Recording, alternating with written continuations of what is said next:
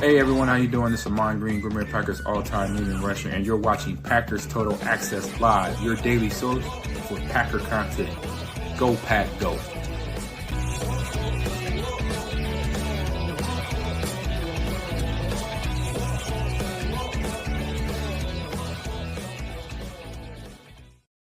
What's up, guys? Welcome into Packers Total Access. My name is Clayton. You can check us out on packernet.com. Find me on Twitter at Packers_access. Joined alongside Tim live in Green Bay. He's just getting a couple things buttoned up. He'll be joining us for the conversation. And as we got an awesome show for you guys and gals here on this glorious July 19th as we're on the cusp of training camp. I want to thank everybody who tuned in earlier today for the stream. Just did a random live stream, kind of covering the Anthony Belton contract, obviously him signing his rookie deal. But tonight, what we got on tap, we got a little pre-camp injury updates, trying to give you guys just a broader perspective of, all right, what does the injury situation look like going into camp? We got some players going to start on PUP list, others that may be healthier than we originally thought. We're also going to do a pre-camp preview, both offense and defense. I kind of shook up the depth chart a little bit, didn't do it in the particular order that I would list guys. Thought we'd have a conversation on where those players fall on the potential depth chart in the initial 53 that's going to be happening immediately following camp.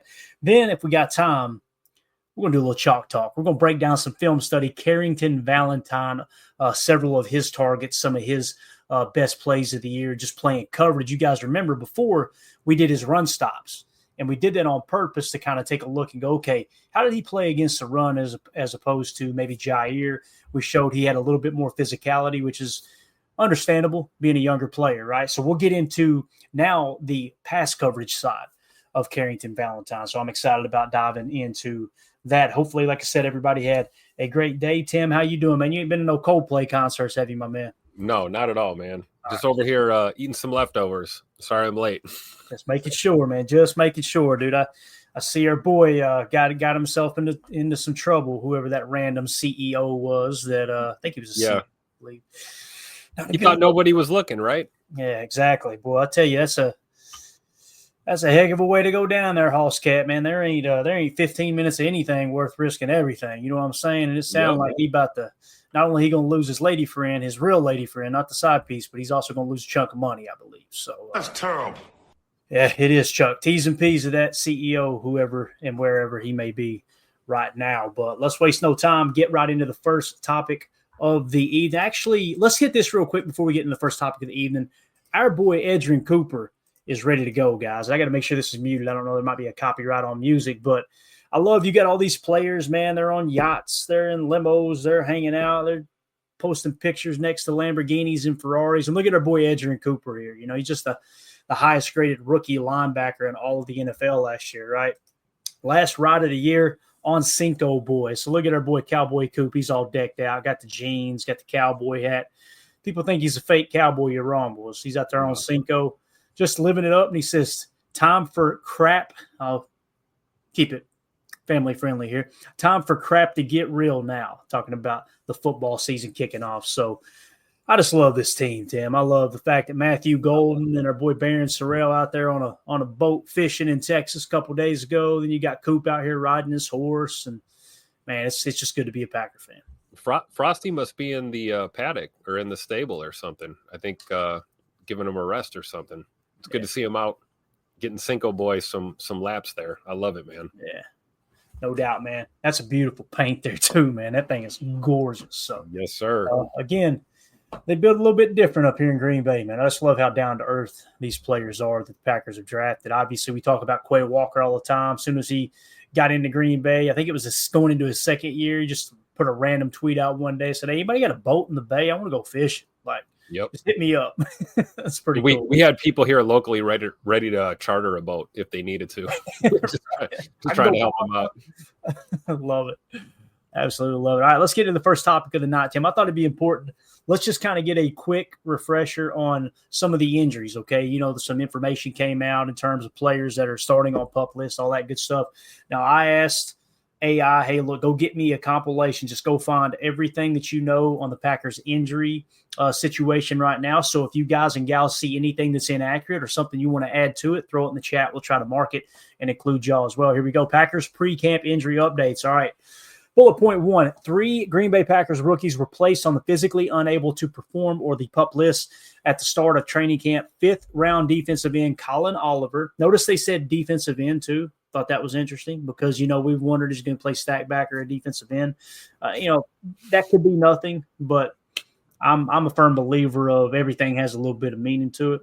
7th round cornerback Micah Robinson. We talked about that a little bit, like, hey, what's his situation going to be like coming in as a 7th round pick?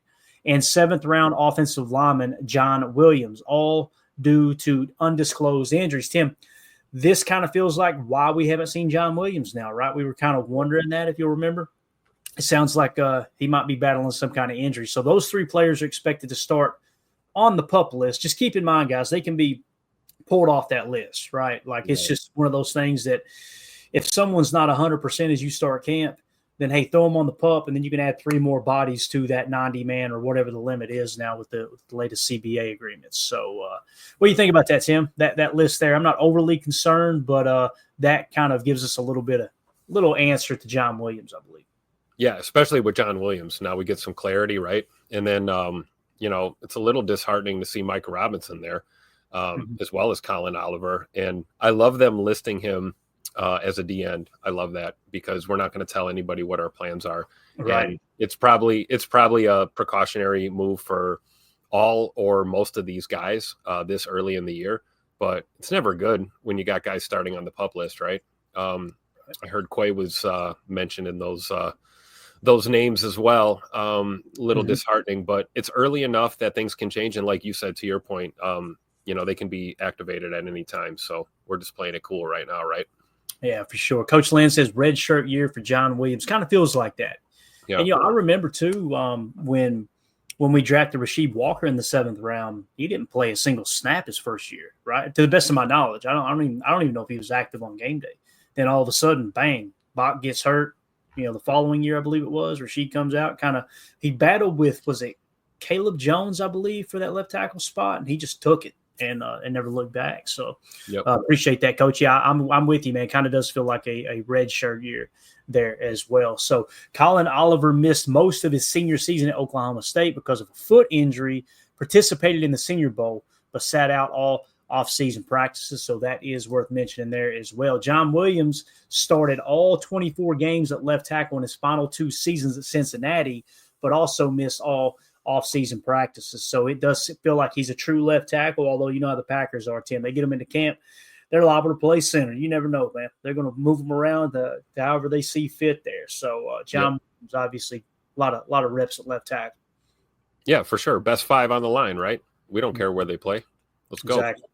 Micah Robinson had a strong season at Tulane, took part in OTAs, but did not practice during minicamp. And there's a name we're going to mention here in a second that kind of catches my attention when we get into the depth chart aspect. We'll kind of save that for that segment of the show. But yeah, Micah Robinson, took part in OTAs but did not practice during minicamp. Kind of makes you wonder, did he tweak something at OTAs and then he wasn't available for minicamp? Also, could have been something that, hey, they were trying to hold him out as much as possible. So maybe we do see him the first week of camp. We'll find out coming up this week for sure.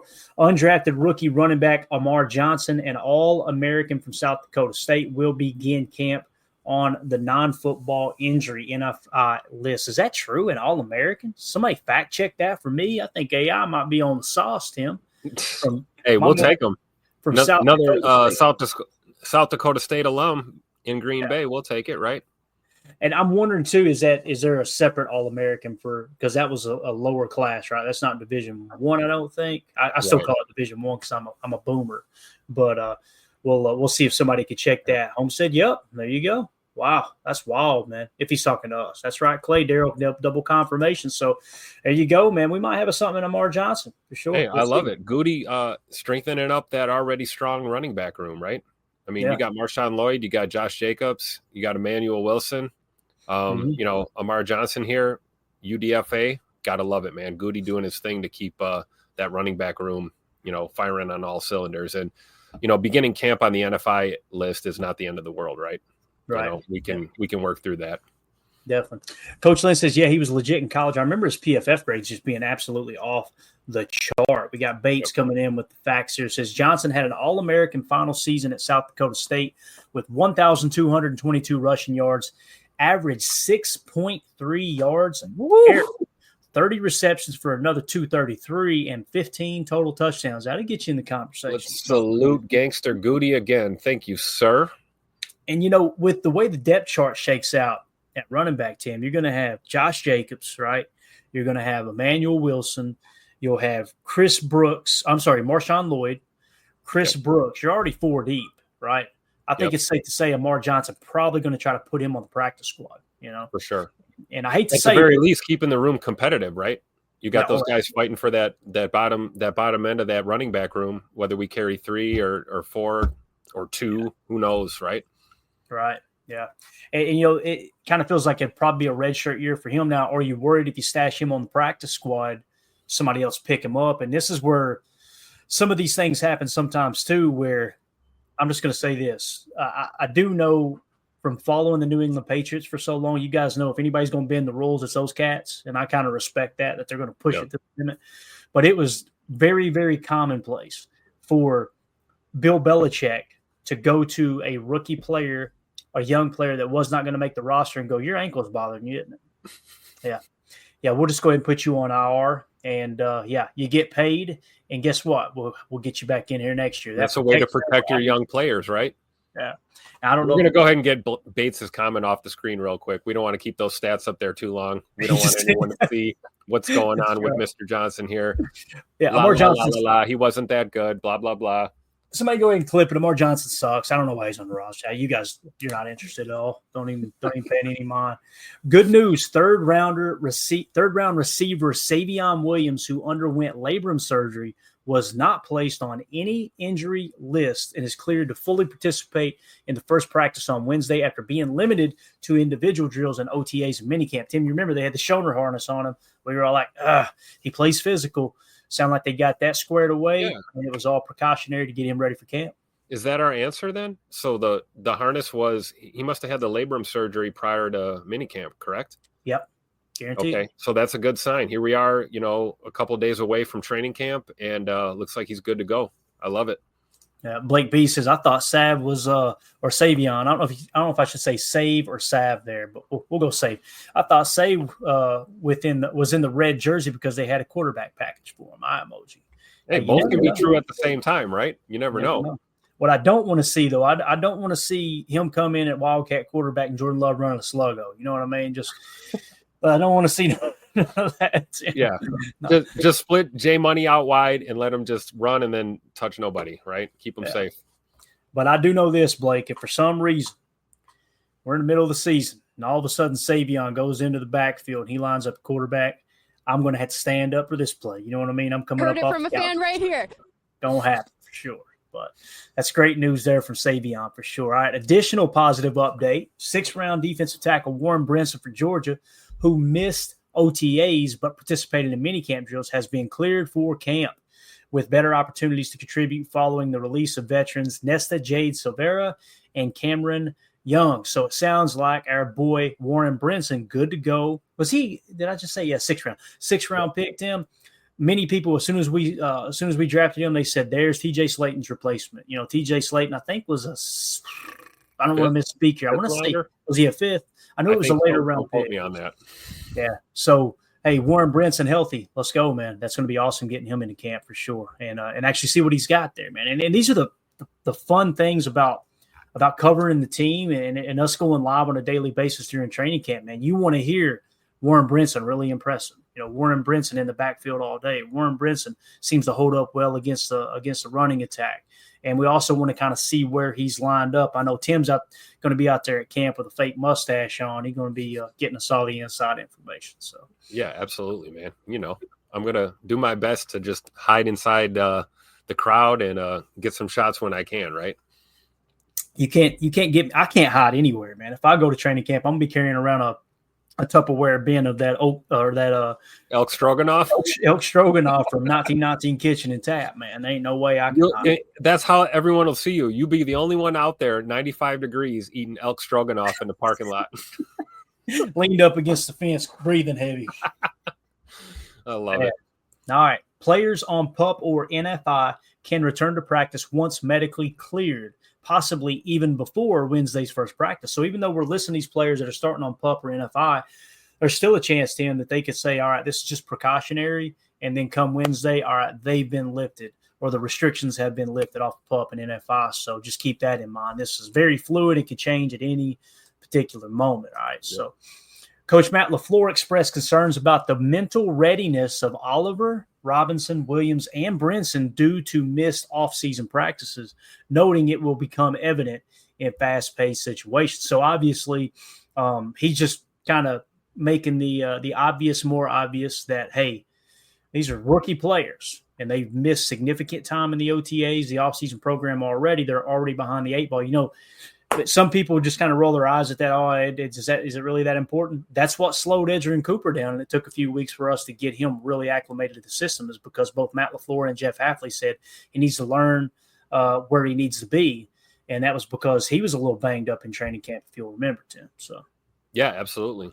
You know, it's important with rookies, right? You know, every snap, every rep, every practice that you miss, you're not able to go. You're going to miss, you know, some of that mental acumen and the readiness that you need to play at the NFL level. We saw that last year. That's why I made the point from training camp last year to mention how much Quay Walker was taking Edgerrin Cooper under his wing during camp. When Coop was not able to go, Quay was making sure that he was by his side every step of the way, so he was not missing a step with those reps. And I think that was evident with the rookie year we saw from Edgerrin Cooper last year, that once he hit the field and he started getting regular snaps and that those rep counts went up, I think that a lot of that was a testament to, you know, guys willing to take him under his wing and keep him focused early on, even though he was not able to go physically. And so it's important. You know, I think coach is right, you know, expressing concern. These are all rookie players, young players.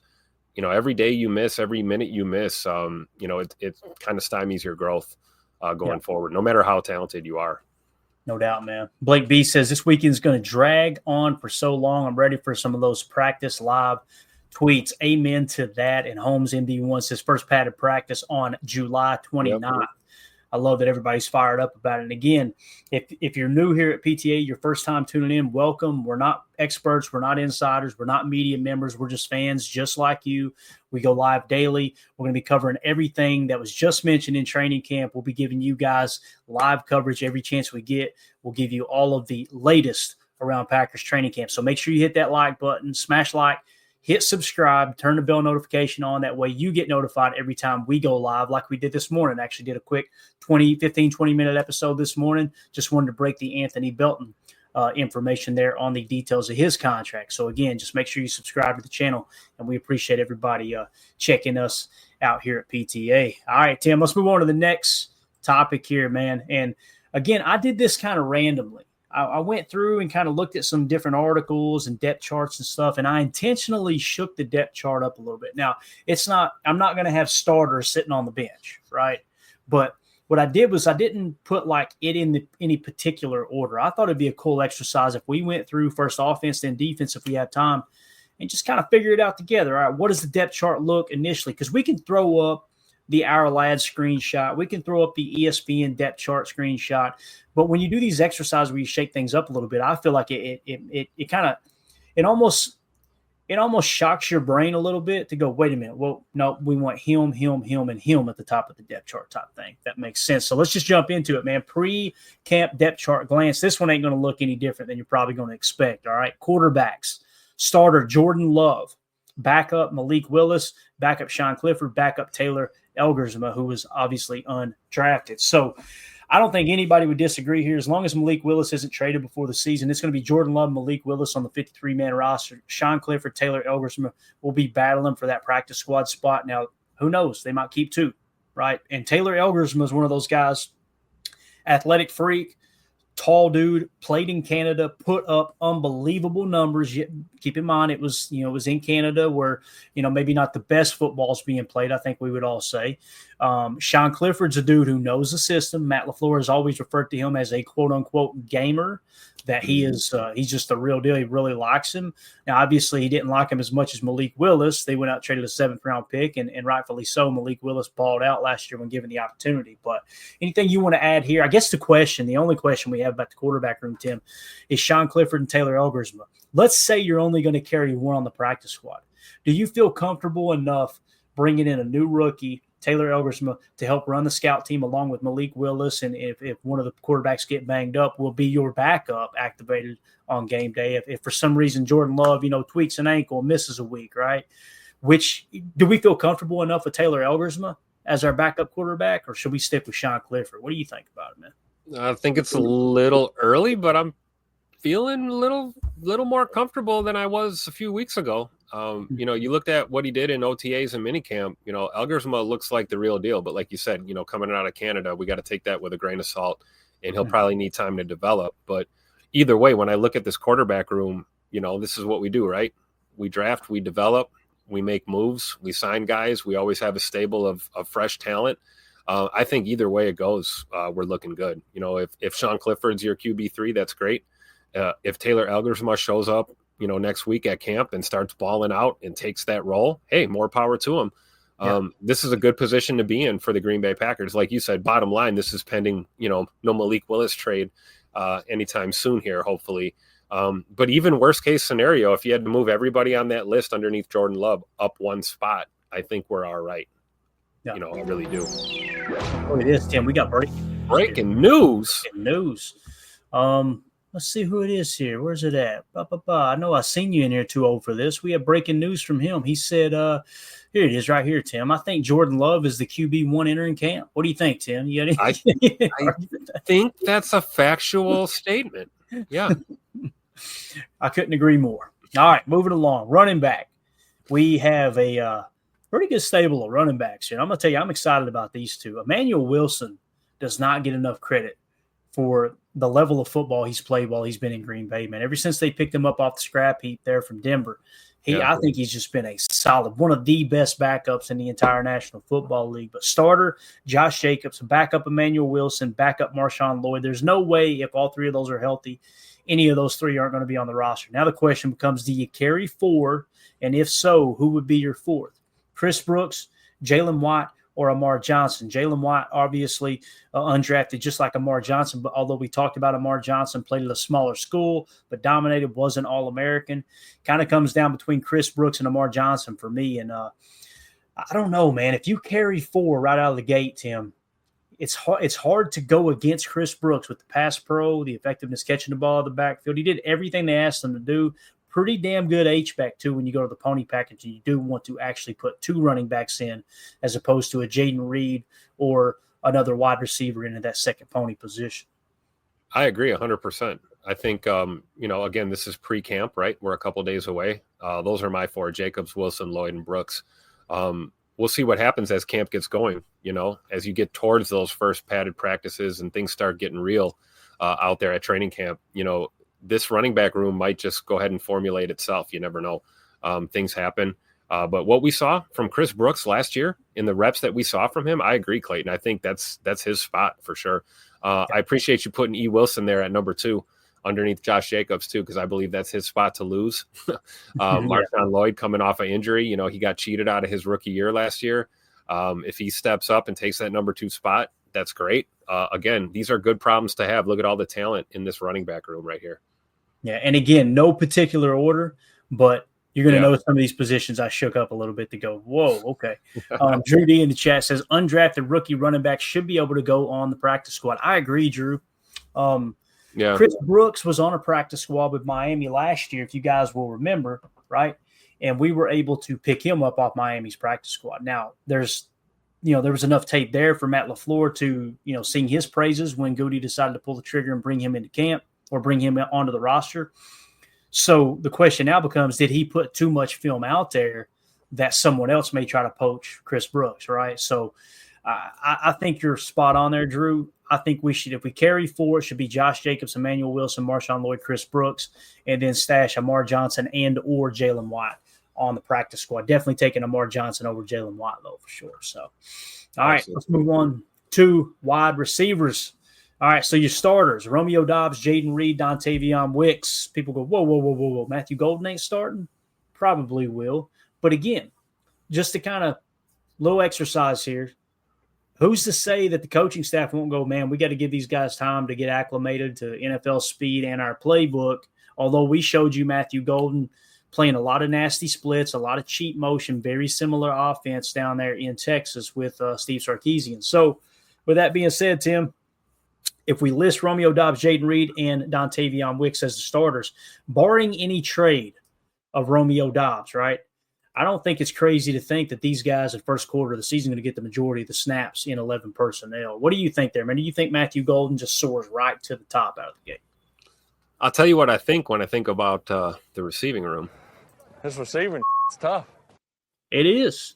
I mean, how are we gonna whittle this down? But I think that's fair, right? Pre-camp, way too early depth chart. Rome, Reed, Wicks. That seems fair.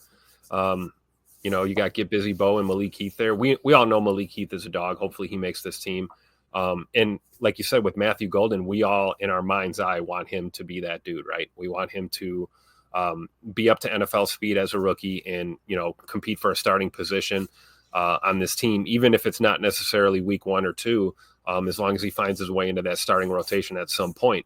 That's rose-colored glasses on, best case scenario. We have to be honest. You look at guys like Golden, Savion Williams, they've never played a down of football in the NFL. And time will tell what they really bring to the table. And everyone develops at a different rate. So I feel good about those 3 right there, considering we got Scoot, unavailable until hopefully sometime around my birthday this October, a little bit ahead of schedule coming back. So I'm good with Romy Rome, Bird, and Tay Wicks for sure. Got it. Packer Up in the chat said, no shot that they let their flashy wide receiver pick sit and watch. He will be out there week 1 in some fashion, barring injury. There's no doubt about it. He'll be out there, Packer Up. Definitely agree with you there. Because, that's just the way the rotation works in Green Bay. He's going to get snaps. Nobody's saying he's not going to play at all. We're simply talking about the large majority of the snaps. If we're in 11 personnel, similar to what we were last year, you're looking at 70 to 75% of the snaps will be in 11 personnel, 1 running back, 1 tight end, equaling 3 wide receivers. So what I was simply saying, or the question to Tim was, which 3 wide receivers are going to get the bulk of the snaps? Do we think that Matthew Golden will get more snaps than Romeo Dobbs, Jaden Reed, or Dontavion Wicks? And I would say Tay Wicks maybe would be the outlier, right? If Tay Wicks doesn't take that step, if he in fact has drop issues or is struggling to get his footing, I would think really quickly Matthew Golden would get some of those snaps just to kind of throw the rookie out there and see what he's got. Right, and here's the thing too: you got to now think in terms of deployment, right? And to kind of side with Packer Up here, I think it's a good solid comment you made there, man. Who's going to play Z? Because our Z is Christian Watson. That's our speed Z, right?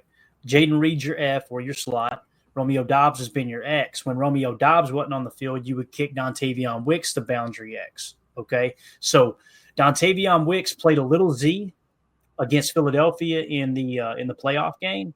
Didn't work out that great, right? The offense – You've seen the deep shot throw that Jordan made to him down the right sideline.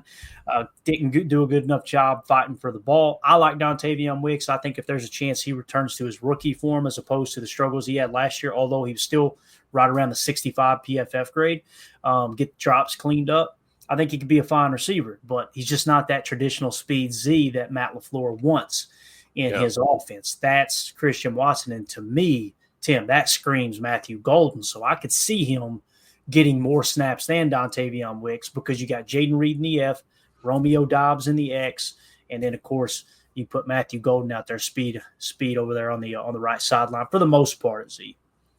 I agree 100% for sure.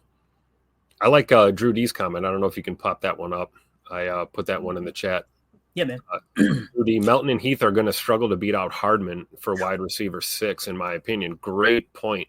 I would strongly agree with Drew D there.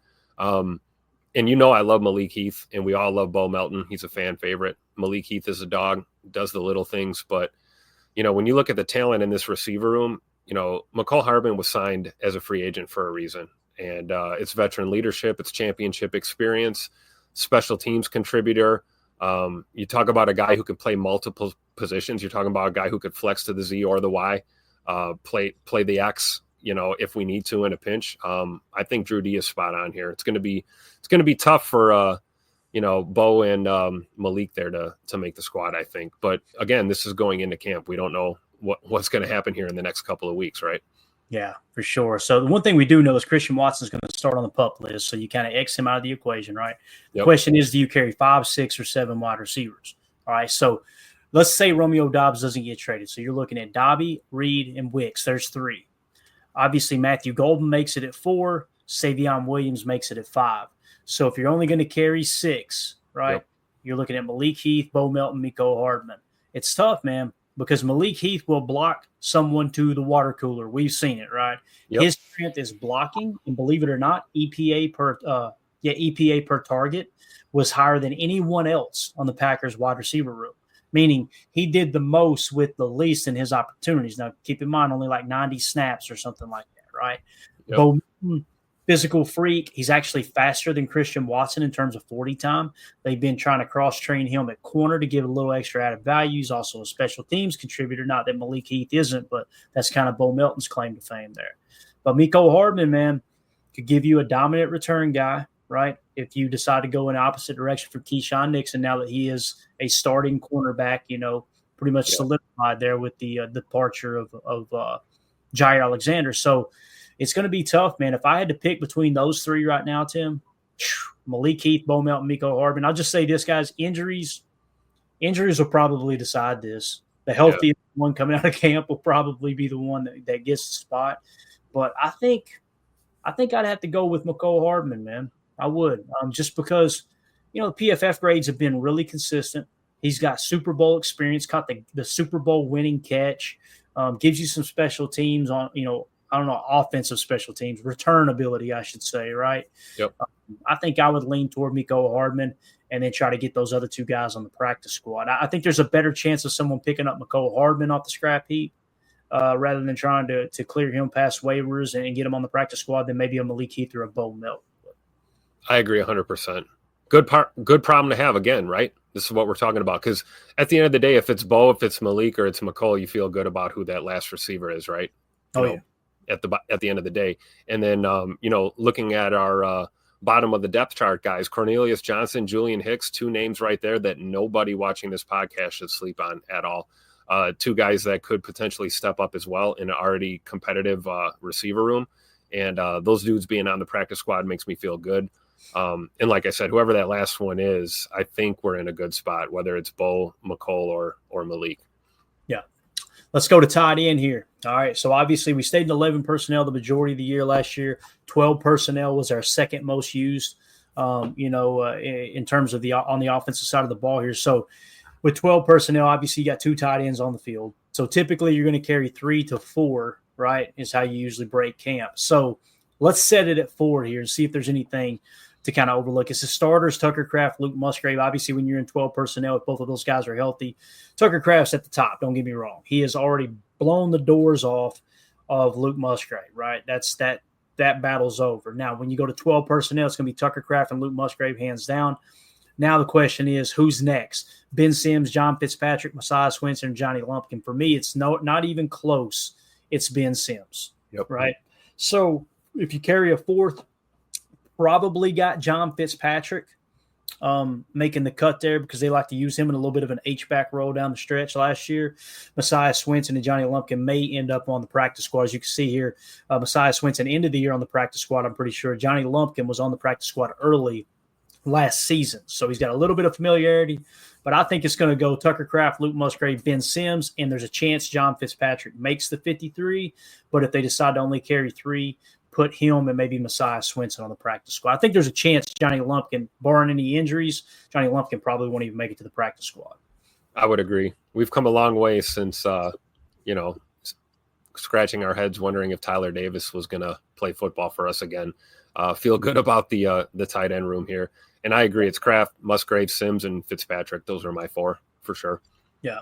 2-0 for this says, I will keep my opinion about Musgrave to myself. Hey, like Mama used to say, right? If you got nothing nice to say, don't say anything at all. Listen, I want to be very clear on my opinion of Luke Musgrave, too.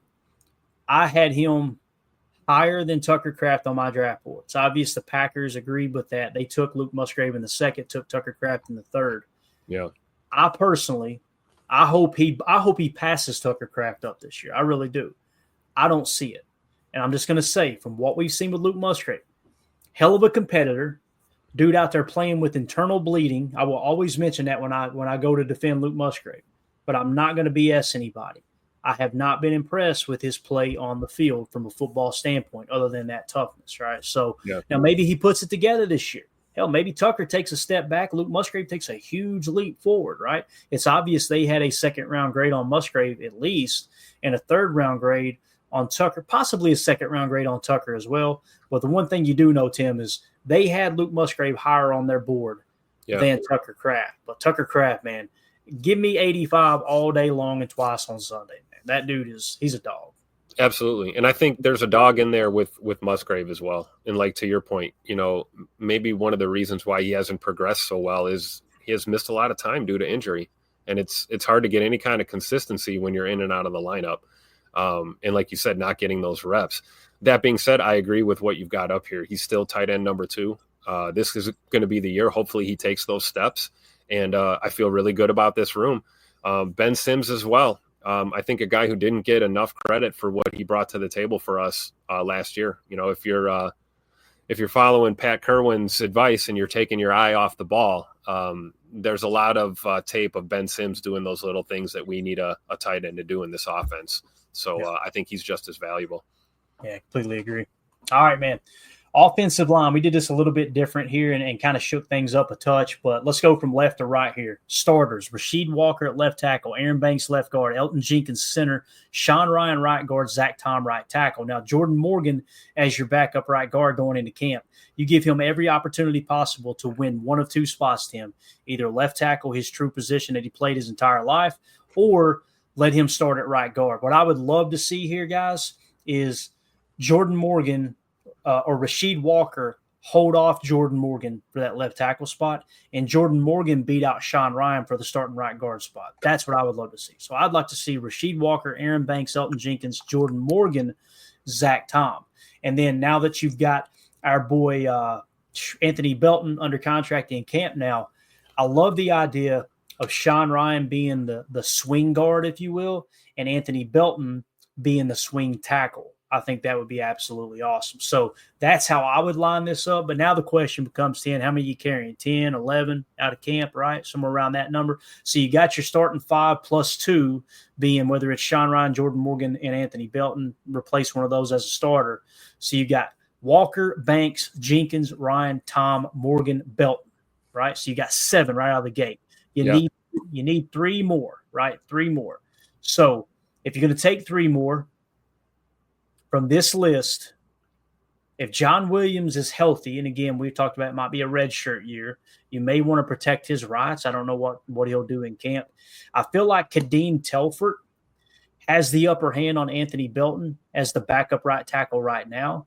And if Anthony Belton doesn't prove that he's ready to play right tackle, because he's another guy who played left tackle his whole college career, so did John Williams. I think Kadeem Telfort's another one you keep. That gives me 8. Jacob Monk you're going to keep as the backup center. That gives you 9, right? So that 10th comes down to Donovan Jennings, Tyler Cooper, maybe Trey Hill, Travis. I can hear Emilio screaming all the way from Tennessee right now, Travis Glover. Yeah. In a perfect scenario, Tim, what I would like to see happen is John Williams step up, impress at camp, and steal that 10th spot on the roster. Now, you may carry 11. I'm not saying they won't. Hell, I'm not saying they won't carry 12. I'm not saying they won't carry 9. But if we were to set it at 10, I'd love to see John Williams take that from everybody else. But as bad as I hate to admit it, I think that 10th right now is probably going to be Travis Glover. And again, it's just because we're going to have to hear Emilio all year long. If Travis Glover makes the 53-man roster coming out of camp, you're going to think that he was an all-pro left tackle or something. Get ready to go. It's coming. Tell him it's coming. What do you think, Tim? How do you see the offensive line? Though, if I were to ask you, just to make it simple here before we wrap up this first segment, 3 out of 3 guys, I'm going to make you choose one, okay? Travis Glover, John Williams, or Kadeem Telford? Who would it be of those three? It's tough. No. And not in a good way either. You're not like, oh man, these are all great players. You know what I mean? It's just kind of like, I'm going to put on my GM/coach's hat here, and I'm going to say Kadeem Telford. We've got enough invested in him. Hopefully he takes that step. That would be my first pick, Telford. Got it. Hey, I think that's a reasonable pick for sure, man. Chase Green in the chat said Emilio would give Glover $10 million per, and he wouldn't bat an eye, man. Would not bat an eye. So that's just a quick glance at the offensive line and the offense in general going into camp. So what we're going to do now is we're going to go ahead and end hour one. For those of you listening on the pod, we will see you on the other side for hour two. Also, if this is your first time tuning in here on YouTube, just hang around, hit that like button, hit subscribe. We'll be going live daily during training camp. And hang around. We're going to dive into the defensive side of the ball. But everybody at the pod, we'll see you on the other side for hour two. We appreciate y'all.